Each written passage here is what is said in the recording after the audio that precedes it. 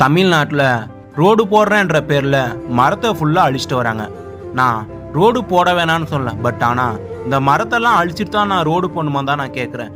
ஏன்னு கேட்டிங்கன்னா, இந்த மரம் வளர்கிறதுக்கு ஒரு குழந்தை சின்ன வயசுலேருந்து பெரிய ஆள் ஆகிறதுக்கு சமம். ரொம்ப ரொம்ப பெரிய ப்ராசஸ் இருக்குது. அதனால மரத்தை தயவு செஞ்சு யாரும் அழிக்காதீங்க. இந்த மரத்தை அதே நம்ம வெளிநாட்டிலலாம் பார்த்துருப்போம். ஒரு மரம் ரோடு போட்டாங்கன்னா அந்த மரத்தை நோண்டி கொண்டு போய் விளைச்சல் நிலத்திலோ அப்படி இல்லைன்னா ரோட்டோரம் பக்கத்திலோ நட்டுட்டுறாங்க. அதனால அந்த மரமும் செழிப்பாகுது, ரோடும் போட்ட மாதிரி ஆயிடுது. இதனால பல்வேறு உயிருக்கு ஆபத்தாகுது. மனுஷிலேருந்து சரி, பறவை, விலங்கு எல்லாத்துக்குமே ஆபத்து. மரம் நம்மளுக்கு ஒரு இயற்கை கொடுத்த ஒரு வரமே நம்ம சொல்லலாம். எல்லா வகையிலும் மரம் நம்மளுக்கு யூஸ் ஆகுது.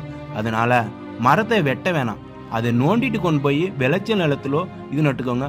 பல்வேறு நம்ம நாட்டில் பார்க்குறோம் இது மாதிரி செய்கிறாங்க. Save trees.